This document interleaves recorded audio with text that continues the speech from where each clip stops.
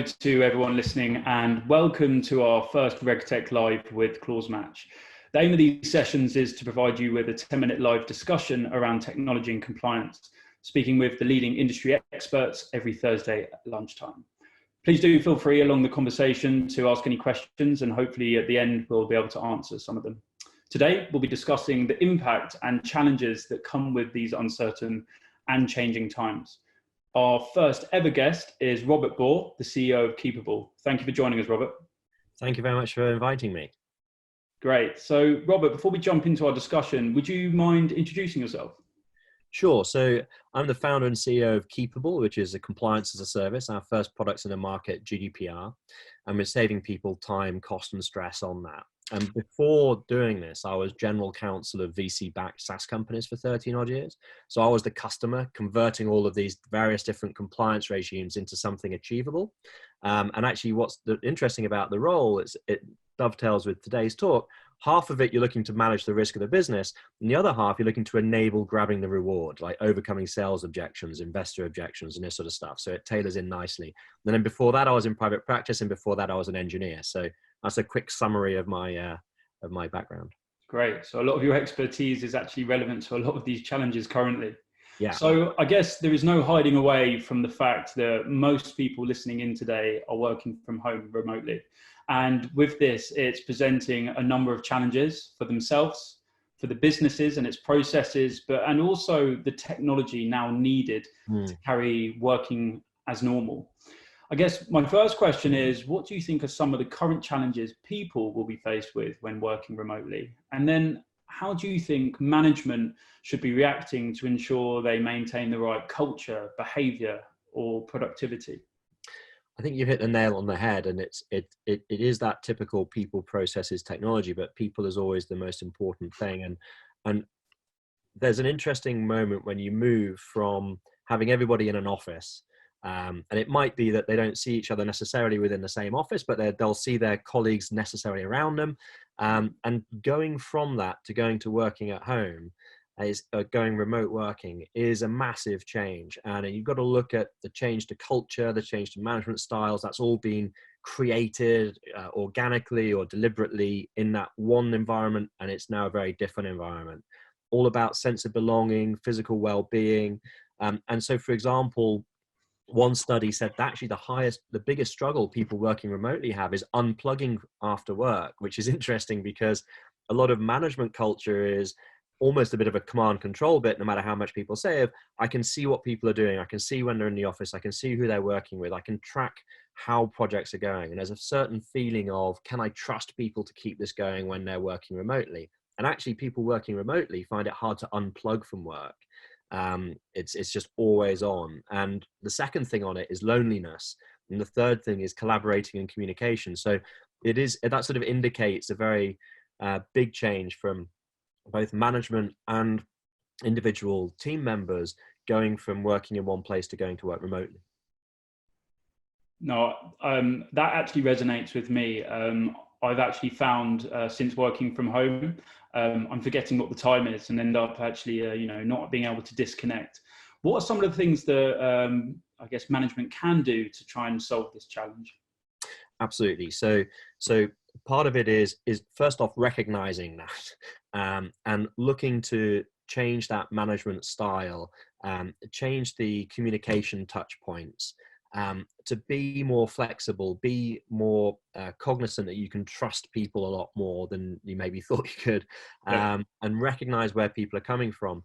I think one of the things is when you go to remote working, a lot of people talk about remote working, that has an indication that it's temporary. Yeah. And so actually before this happened, the government had just released their 2020 breach survey, cybersecurity breach survey. In late 19, all the quantitative research was done. Only 25% of businesses had home or mobile working policies. So there's been a huge change for people to go from you're in one office location to working remotely. The remote tends to say temporary. And actually, when does remote become distributed and a bit more permanent? And as we're looking at this situation, it could last quite a few months.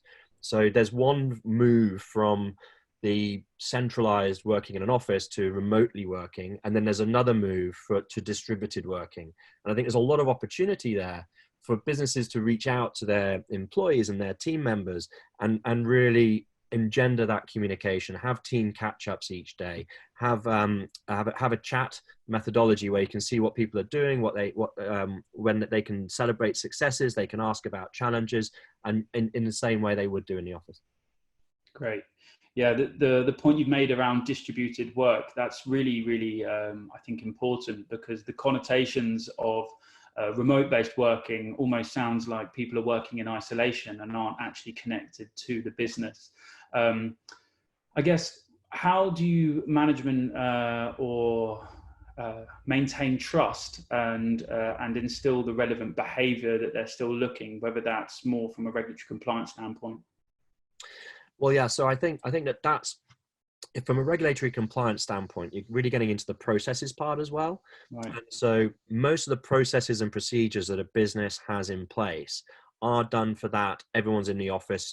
So for example, the access physical security procedure will probably be tailored around the office rather than remote working. As we saw, only 25% of businesses had a home or remote working policy.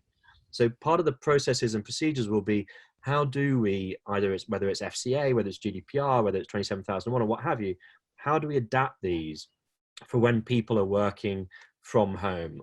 So that will enable communication with people to see, does this actually work, rather than just telling them. A lot of consumerization of IT, which we've seen with products like Zoom we're talking about at the moment. So we're using at the moment. So how can you liaise with the employees to help them own that process, and then extending and changing those policies so you ensure your compliance even in that distributed architecture? No, that makes complete sense. I think one of the things that stands out to me is these processes are all well and good, but sometimes I think they're being challenged at the moment. And the thing that I think springs to mind that will actually help enable these processes and people be more effective and efficient is actually the technology. So I think collaborative and comms-based technology has always been important, but it's even more important now.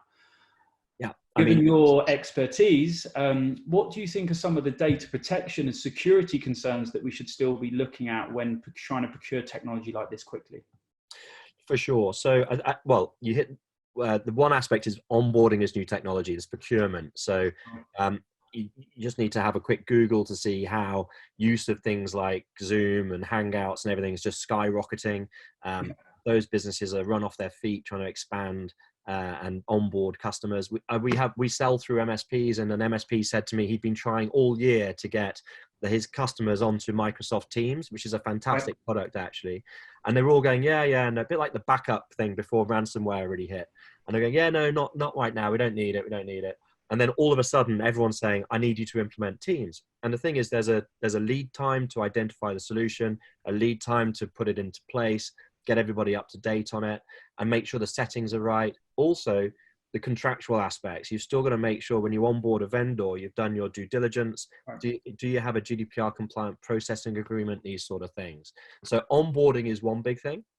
In terms of providers for now, one of the cyber attacks, generally 91% of cyber attacks reported by Microsoft, 91% of cyber attacks start with email. And that UK Gov survey said that 86% of businesses experience phishing attacks, by far the biggest category. And that's ramped up now. There's a lot of spoofing of WHO emails, a lot of spoofing of internal emails talking about working from home policies. So it's about training people to be extra careful about emails coming in, which highlights the using things like password managers, multi-factor authentication, making sure you've got encryption on all the laptops and mobiles, that screen locks happen. Make sure you've got a mobile device management tool, because BYOD is used by half of businesses. So you've got to make sure that when people are sitting at home, their laptop auto locks after a couple of minutes, that it's encrypted as a hard drive, and if they lose it, you can remote wipe it and this sort of stuff. But vigilance about phishing is possibly one of the biggest things. Great, thank you so much. think we're almost near on the 10-minute mark, which is a shame because I think this topic you can talk for hours. It's a very broad topic. I think some of the key takeaways is that a strong framework and plan around managing people and processes is key to reacting to pandemics like this, while the technology serves as an enabler for the former to be more efficient and effective. While regulatory obligations and risks need to be considered when looking for new technology to help with the move to remote working, or the better way of looking at distributed working. Yeah, absolutely. I think a lot of change comes from an impact. So a lot of, when organizations take on new services or when they have a breach or this sort of a situation, it enforces change. So it's a real opportunity for businesses to revamp the IT infrastructure, revamp some of the services they're using, try and flush out shadow IT, make sure they're using the right things. Because if you get it wrong, it can freeze the business if you have a big breach as well. So a lot of opportunity, a lot of risk, but there's a lot of reasons to be positive about the collaboration aspect and increasing that feeling of teamship. Great. Well, thank you so much for joining us today. Hopefully we'll obviously have a conversation like this again. Everyone who's listening, feel free to sign in next Thursday lunchtime, where we'll be discussing the topic of policy management. Thank you, everyone. Cheers. Bye. Bye.